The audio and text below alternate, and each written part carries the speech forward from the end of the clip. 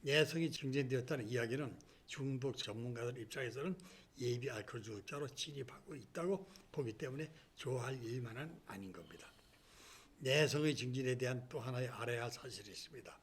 내성이 길러진 술꾼이 취중사고로 상처를 입어 수술을 해야 할 경우 난감한 일을 당하기 쉽습니다. 환자를 씻을 때 누이고 마취제를 투여해도 도무지 마취가 되지 않습니다. 환자는 계속 고통만 호소하고 마취는 듣지 않고, 이 경우 환자가 술을 과다하게 마실 때에는 간에 알코올을 무독화하는 마이크로좀의 효소가 충분히 증가되어 있어 마취제를 주사해도 그 효소가 마취제를 빠르게 와해시켜버리기 때문입니다. 술꾼들의 주량은 계속 증가하지만은 않습니다. 어느 수준까지 증가된 주량은 더 이상 증진되지 않고 그 수준에서 정체됩니다. 주량이 늘지도 줄지도 않습니다. 이런 현상을 고온 현상을 겪는다고 말합니다. 개마고원은 북한 땅 북부에 위치한 고원지대로 마천령 산맥과 낭림 산맥 및 무정령 산맥으로 둘러싸인 해발 평균 1200m 높이의 약 4만 평방킬로미터 넓이의 고원지대입니다. 남아프리카 공화국의 테이블 마운틴과도 같은 지역입니다. 알코올의 내성도 이 개마고원의 경사면을 오르는 것과 같이 내성이 증진되다가 어느 정도까지 증진되면 마치 개마고원 경사면을 오르는 것 같이 주량은 더 이상 늘지 않고 줄지도 않고 그 수준에서 멈춥니다. 이런 고온 현상이 사람에 따라 다르나 상당 기간 계속이 됩니다. 고온 현상이 끝나면 주량은 점점 줄어들기 시작하다가 나중에는 한 잔 술에도 신체가 부담을 느끼게 됩니다. 그렇다 할지라도 중독자 자신은 술을 마셔야 생기를 얻는 것 같기 때문에 단 하루도 음주를 중단할 수 없게 됩니다. 이런 정도로 중독이 악화되면 아무리 두뇌가 명석한 사람일지라도 놀라울이 많지 기억력이 감퇴되고 심한 건망증으로 인하여 바로 조금 전에 일어났던 일도 잊어 매사를 그르치게 됩니다. 특히 알코올 말기에는 코르자코프 증후군이 발생합니다. 코르자코프 증후군은 베르니케 코시코프 증후군이라고도 부르며 알코올 섭취에 따른 비타민 B1, 티아민이죠. 비타민 B1의 섭취 부족으로 발생합니다. 과도한 알코올 섭취는 티아민의 분해를 촉진하고 티아민 섭취가 이루어지더라도 알코올로 인해 체에 제대로 티아민이 잘 흡수되지 않습니다. 이 증후군은 장기간 알코올 중독, 심한 영양실조, 기아 등으로 인해 비타민 B1이 결핍되면서 발생합니다.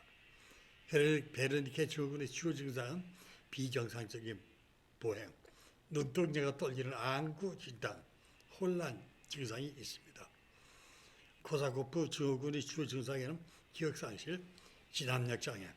진압력장애라는 것은 시간과 장소, 사람에 대한 적절한 인식을 하지 못하는 상태입니다.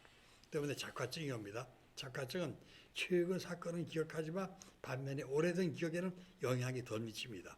그리고 기억력이 과도하게 저하되어 기억해내지 못하는 것을 숨기기 위해 종종 이야기를 끄어대며 간혹 이야기를 설득력 있게 만들어냅니다. 여기에 대해서 잠깐 예를 들어주면요. 한 환자를 만나는데 집안이 상당히 좋더라고요. 큰형님은 큰 방직회사 회장이고 둘째 형은 광역시의 민서구청장입니다. 막내인데 이 사람이 동대문 시장에서 원단 도매상을 했습니다. 형 회사에서 나온 원단을 가지고요. 근데 이 사람이 술로 이런 자과증이 발생했습니다. 어제 그저께 자기 부인이 딸 둘하고 묘대로 왔다 가는데도 그 까맣게 기억을 못해요. 그리고 옛날 일을 어제 일처럼 상상하게 얘기합니다. 그러니까 이런 사람이 사회생활을 할 수 있겠습니까? 이런 자과증이 옵니다. 그 다음에 의식장애 이런 것도 오고 있거든요. 특히 우려해야 할 것은 내성의 감퇴입니다. 알코올 중독 말기에 도달하면 그처럼 엄청나게 마시던 술의 양이 점점 줄어드는 현상이 나타납니다. 두세 병 술을 마셔야 잠이 들던 사람도 한 명도 마시지 못하고 정신을 잃습니다. 술을 마시기 시작하던 초기에는 간장의 대사 기능이 아주 활발하여 다소 과소한 양의 술도 능히 감당할 수 있는 처리 능력을 보유하고 있었습니다. 그러나 장기간 대량 음주로 말미암아 간세포 파괴가 서서히 진행됨에 따라 말기에 가서는 알코올 해독작용의 효율이 급속도로 떨어져 섭취된 알코올을 제대로 분해 대사할 수 없게 됩니다. 따라서 자연적으로 발생하는 신체 방어 기전에 의해 알코올 거부 반응이 일어나기 때문입니다. 제가 경험한 알코올 중독 말기 현상을 소개하겠습니다. 첫째, 주량이 대폭 줄어듭니다.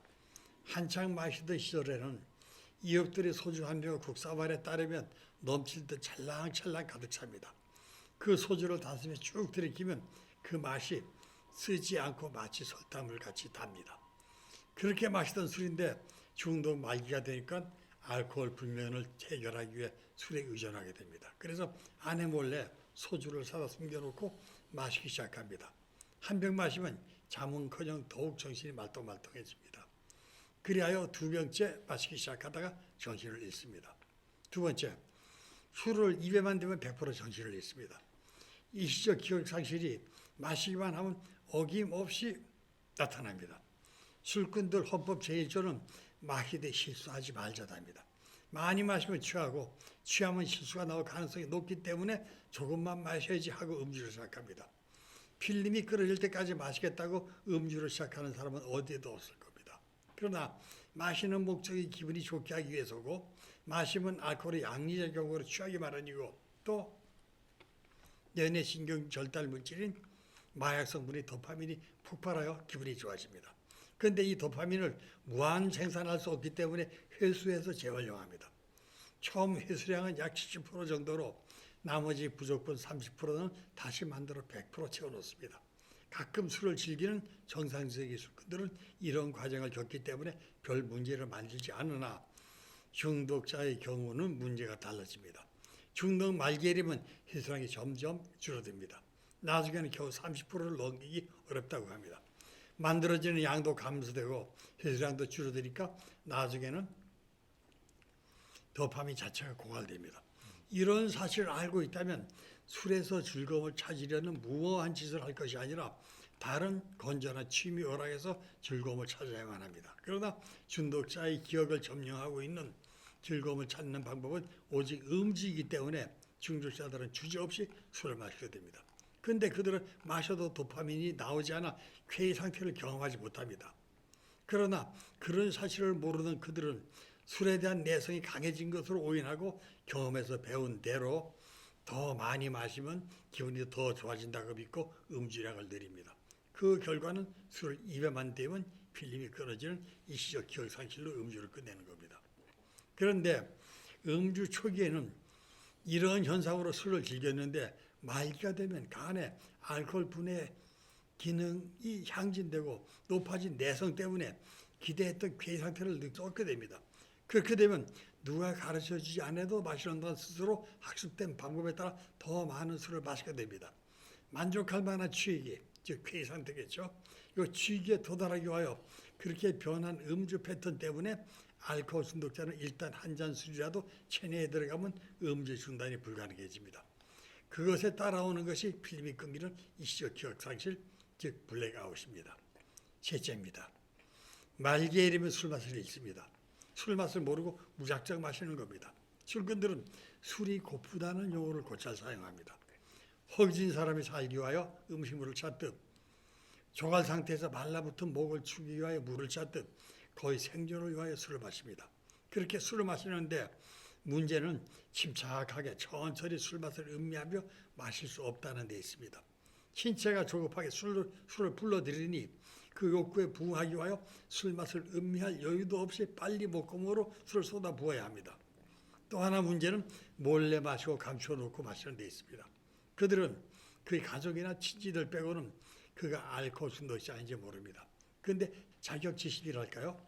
알코올 중독자들은 절대 자신의 술 마시는 모습을 남에게 보여주려 하지 않습니다.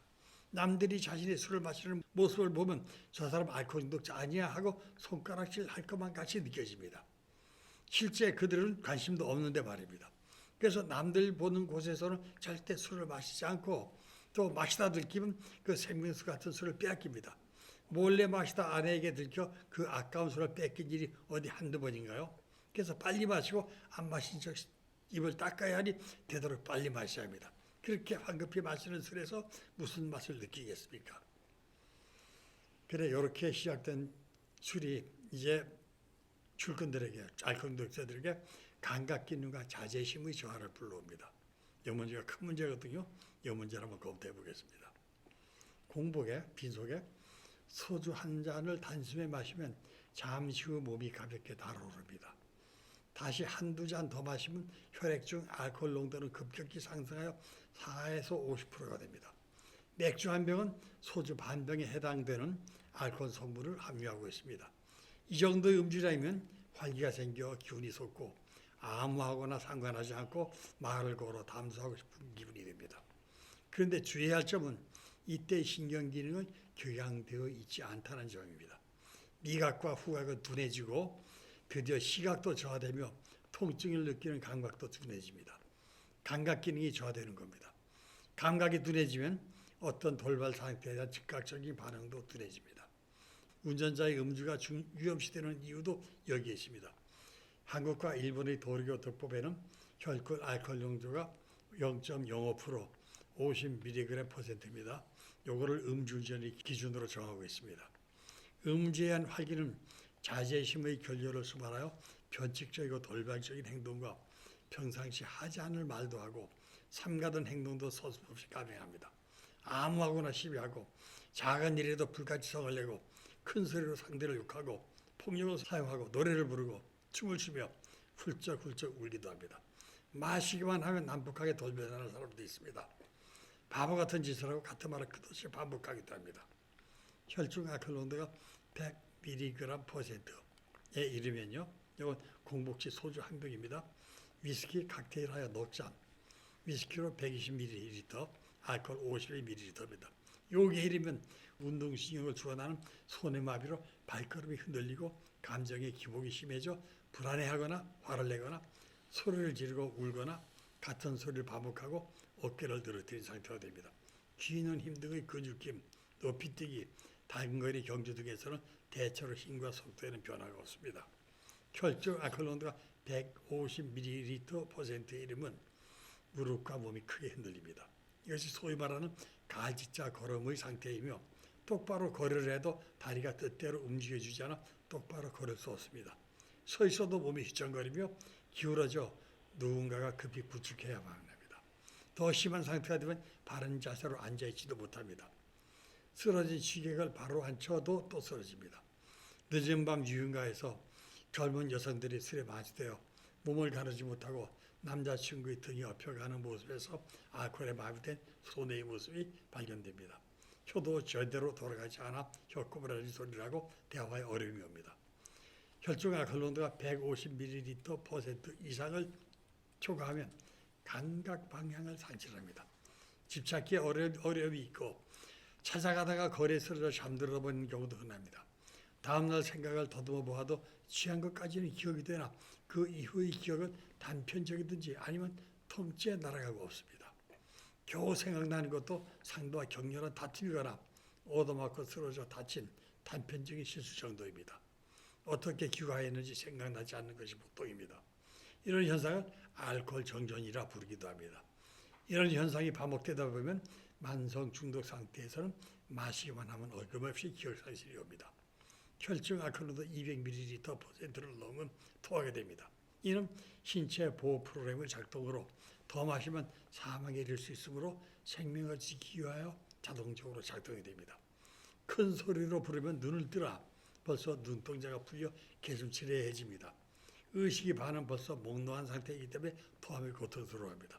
이쯤 되면 대광 반응이 사라지기 시작하는 단계로 위험한 상태입니다. 대광 반응이란 의식 불명의 응급 환자가 병원에 도착하면 의사들은 먼저 환자의 눈을 열고 불빛을 비춰봅니다. 이때 환자의 눈동자의 조리개가 빛을 덜 받아들이기 위해 자동적으로 조이면 의식이 있는 것이고 조리개가 열려 있으면 의식이 없는 것으로 진단합니다. 취객의 눈동자의 대광 반응이 없으면 위험한 상태에 도달한 겁니다.